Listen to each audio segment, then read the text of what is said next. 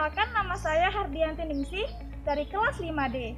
Di sini saya sedang berada di kampus 2 Universitas Mataram akan melakukan penelitian tentang jenis-jenis tumbuhan paku di TBA Suranadi. Yuk ikutin terus!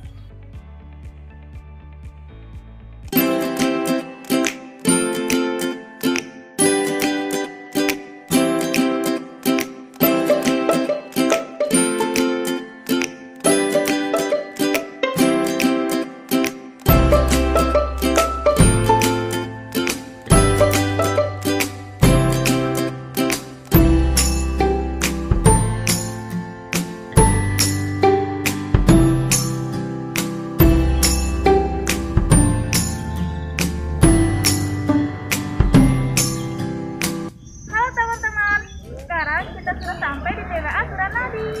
Kita akan melakukan observasi tentang jenis-jenis tumbuhan paku di TBA Suranadi. Ayo ikut!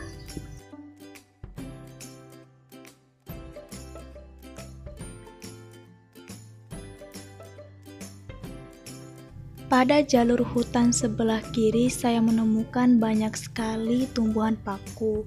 Di antaranya ada famili Onoclesiaceae. Onoclesiaceae merupakan salah satu suku anggota tumbuhan paku yang tergolong dalam bangsa paku sejati yang terbesar. Suku ini memiliki ental yang berbentuk seperti pakuan biasa atau menyirip ganda dua, namun daun fertil atau daun yang membawa spora jelas-jelas berbeda dari daun sterilnya. Tumbuhan paku kelompok ini paling banyak anggota spesiesnya. Habitatnya di darat, air, dan ada pula yang hidup menumpang pada tumbuhan lain sebagai epifit.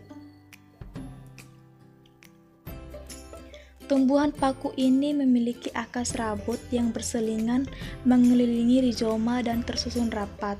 Rimpangnya merayap atau menjalar, kecil, beruas panjang dengan tipe percabangan berupa stolon dan terdapat rambut pada permukaannya. Kemudian jenis kedua yang saya temukan adalah Ptyrogamma calemulanos.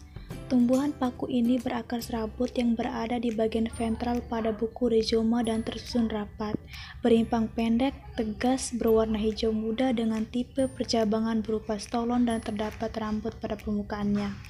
Berdasarkan jumlah pernilula, ental berdaun majemuk atau menyirip ganda.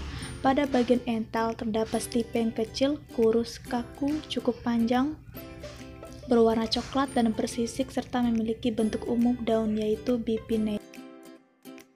Sedangkan pada jalur tengah hutan saya menemukan jenis paku Pteropsida atau paku sejati. Pteropsida atau paku sejati sering disebut sebagai tanaman pakis. Tumbuhan paku jenis ini dapat hidup di daerah tropis maupun subtropis. Daunnya lebih lebar jika dibandingkan dengan tanaman paku lainnya. Beberapa contoh Pteropsida adalah suplir, semanggi, dan paku sarang kuda. Struktur tubuh Pteropsida memiliki batang yang tegak di atas permukaan tanah, tapi ada pula jenis paku sejati yang terbenam di bawah permukaan tanah. Kemudian pada jalur sungai saya menemukan Psilopsida. Psilopsida merupakan tumbuhan paku dengan struktur tubuh yang sederhana. Rantingnya bercabang-cabang dan terdapat bulu-bulu halus yang menyelimuti tubuhnya. Psilopsida yang disebut juga sebagai paku purba memiliki akar serabut halus yang juga disebut sebagai akar semu. Akar tersebut berfungsi sebagai perekat pada tumbuhan lain. Pada jalur sungai ini saya banyak sekali melihat jenis paku yang sama dan tersebar di beberapa tempat, seperti pada video berikut. Teman-teman, sekarang kita sudah sampai di jalur air. Teman-teman bisa lihat di sini. Dan di sini ada banyak sekali tumbuhan paku. Di antaranya ada beberapa jenis yang bisa saya lihat. Tetap ikutin terus ya.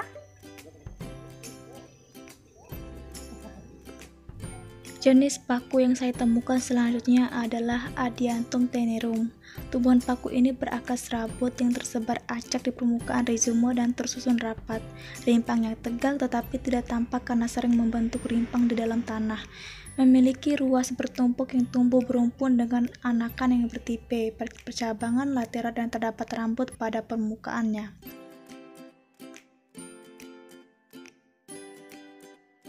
Sedangkan pada jalur hutan sebelah kanan, saya menemukan tumbuhan paku yang memiliki jenis yang sama seperti jenis sebelumnya, seperti paku ekor kuda. Kemudian, di jalur kanan hutan Suranadi, saya kembali menemukan jenis paku Pteropsida atau paku sejati. Pteropsida ini biasa disebut sebagai tumbuhan pakis. Disebut sejati karena tumbuhan paku jenis ini memiliki akar, batang, dan daun sejati.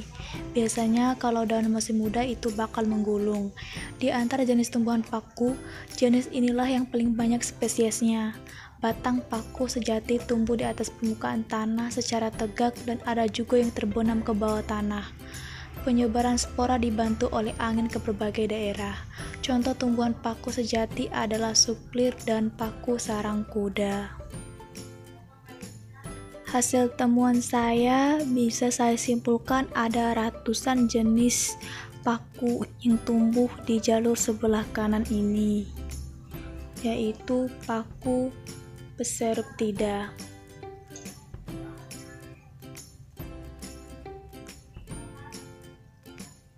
Jadi teman-teman, kita sudah melakukan observasi tentang jenis-jenis tumbuhan paku di PWA Suranadi. Dapat disimpulkan bahwa jenis paku ini dapat dimakan dan tidak dapat dimakan. Beberapa jenis tidak bisa dimakan dan ada paku yang bisa dimakan. Terima kasih sudah menonton video ini. Sampai jumpa di video berikutnya. Dadah!